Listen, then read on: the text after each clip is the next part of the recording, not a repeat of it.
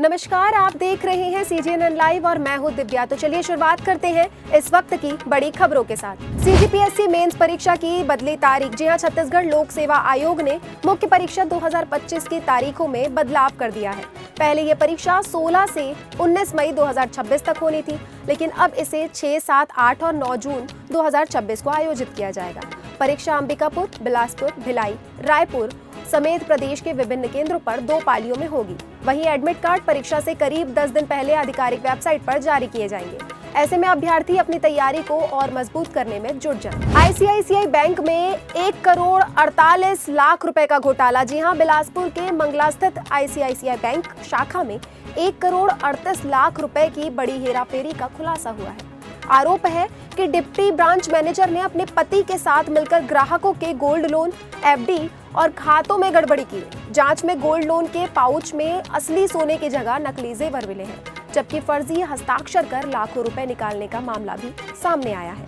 बताया जा रहा है कि आरोपी महिला बैंकिंग सेवा के बहाने ग्राहकों के मोबाइल ऐप का एक्सेस लेती थी। फिलहाल दोनों सितंबर 2025 से फरार हैं।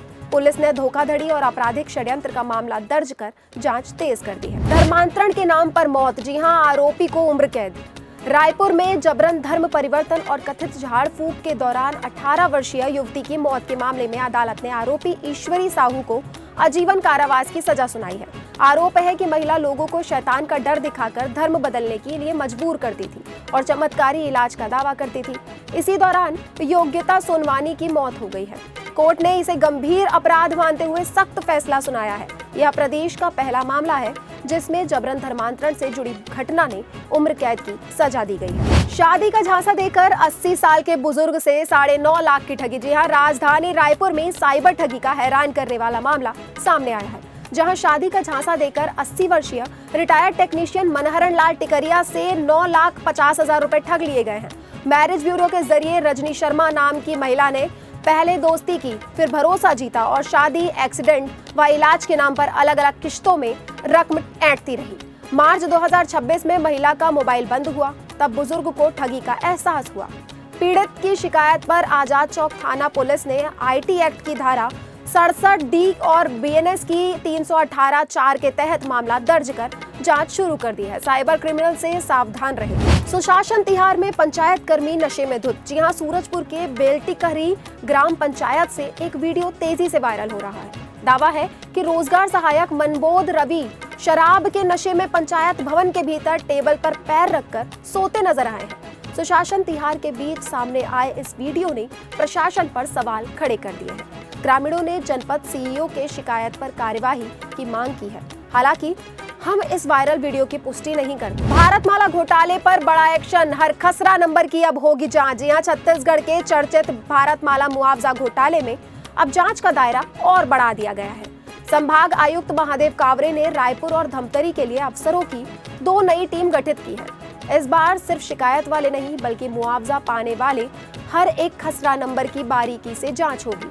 जांच 1 महीने में पूरी कर रिपोर्ट राज्य सरकार को सौंपी जाएगी और ED की जांच में कई बड़े अफसरों की भूमिका सामने आने के बाद प्रशासन सख्त नजर आ रहा है। अगर किसी भी स्तर पर गड़बड़ी मिली तो जिम्मेदार पर कड़ी कार्यवाही तय मानी जा रही है। भारतमाला घोटाले में अब कई और बड़े नाम बेनकाब हो सकते हैं। Raipur IPL tickets out. कल से बुकिंग होगी शुरू। रायपुर में IPL मुकाबलों का इंतजार अब खत्म हो चुका है, क्योंकि RCB ने ऐलान किया है कि 3 मई से टिकटों की बिक्री शुरू होगी।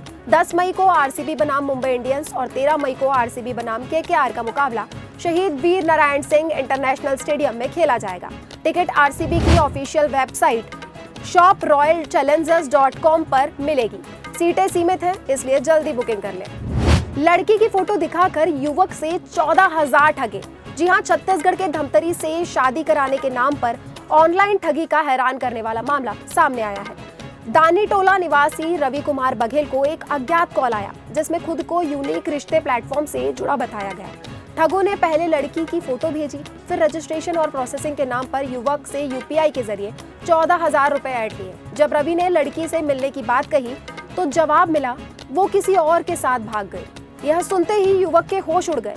पीड़िता ने कोतवाली थाने पहुंचकर शिकायत की है। वहीं ऑनलाइन रिश्तों के नाम पर ठगी के इस नए तरीके ने भी सबको सतर्क रहने की चेतावनी दी है। दुष्कर्म के बाद हत्या के दोषी की मृत्यु दंड की सजा उम्र कैद में तब्दील कर दी गई है। जी हां, छत्तीसगढ़ हाईकोर्ट ने दुष्कर्म के बाद हत्या के दोषी शंकर निषाद को बड़ी राहत देते हुए फांसी की सजा को उम्र कैद में बदल दिया है। कोर्ट ने साफ कहा है कि मामला रेयर ऑफ रेयर की श्रेणी में नहीं आता है, यानी एक बहुत रेयर केस नहीं है, इसलिए मृत्युदंड उचित नहीं है। हालांकि आरोपी को पूरी जिंदगी जेल में ही बितानी होगी।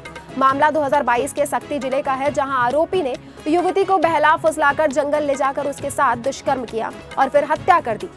निचली अदालत में फांसी की सजा सुनाई थी, लेकिन हाईकोर्ट की डिवीजन बेंच ने इसे उम्र कैद में तब्दील कर दिया।